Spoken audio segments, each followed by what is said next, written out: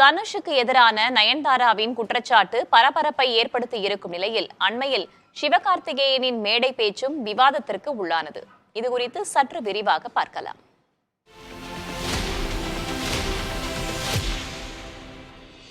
ஒரு சொல் வெல்லும், ஒரு சொல் கொல்லும் என்ற பழமொழி உண்டு. அப்படி நடிகை நயன்தாரா இன்ஸ்டாவில் உதிர்த்த கண்டன சொற்களுக்காக சர்ச்சையில் சிக்கியிருக்கிறார் நடிகர் Dhanush.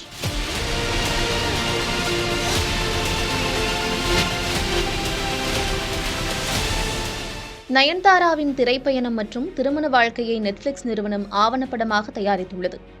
Nayanthara beyond the fairy tale எனும் தலைப்பில் உருவான இந்த ஆவணப்படம் வரும் 18ஆம் தேதி வெளியாக இருந்தது. இந்நிலையில் தனுஷுக்கு எதிராக இன்ஸ்டாவில் பதிவு ஒன்றை இட்டுள்ள நயன்தாரா புயலை கிளப்பியுள்ளார். விக்னேஷ் சிவன் இயக்கத்தில் நயன்தாரா நடித்த நானும் ரவுடிதான் படம் தனுஷின் தயாரிப்பில் உருவானது.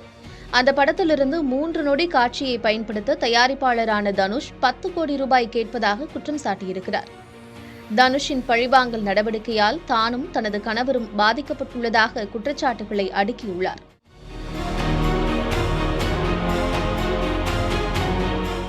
நயன்தாராவின் நேரடி குற்றச்சாட்டு பரபரப்பை ஏற்படுத்தியுள்ள நிலையில் சில மாதங்களுக்கு முன் நடிகர் சிவகார்த்திகேயனின் மேடை பேச்சும் இதே சூழலை உருவாக்கியது.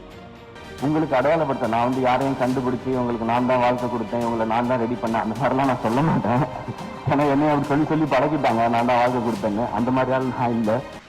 கொட்டுக்காளி படவிழா கடந்த ஆகஸ்ட் மாதம் நடந்தது. அப்போது மேடை ஏறிய சிவகார்த்திகேயன் மொத்தம் 17 நிமிடங்கள் பேசினார். தனது பேச்சை நிறைவு செய்த கடைசி நிமிடங்களில் அவர் வைத்த ட்விஸ்ட் தான் இணையத்தில் வைரலாகிவிட்டது.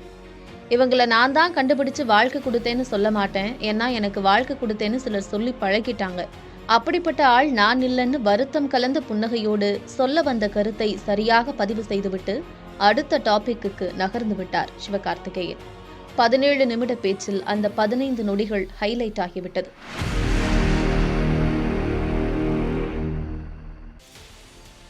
சிவகார்த்திகேயன் யாரை குறிப்பிடுகிறார்?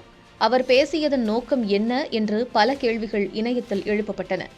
அந்த உரையாடலில் அதிகம் அடிபட்ட பெயர் தனுஷ்.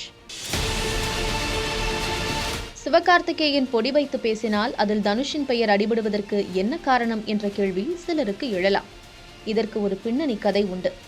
சினிமாவில் சிவகார்த்திகேயன் வெற்றிகளை குவிக்க தொடங்கிய காலத்தில் தனுஷ் சில தோல்விகளையும் சந்திக்க தொடங்கினார். அப்போது தனுஷை சிவகார்த்திகேயன் ஓவர்டேக் செய்துவிட்டார் என்ற கருத்து பேசப்பொருளானது. அப்படியான சூழலில் தனுஷ் சிவகார்த்திகேயன் இடையே விரிசல் விழுந்ததாக கூறப்படுகிறது. கொட்டுக்காளி மேடையில் சிவகார்த்திகேயன் குறிப்பிட்டு பேசியது தனுஷைத்தான் என்று ஊகங்கள் எழுந்த நிலையில் நயன்தாராவின் நேரடி குற்றச்சாட்டு அதனை உறுதி செய்திருப்பதாக ரசிகர்கள் விமர்சிக்க தொடங்கியுள்ளனர்.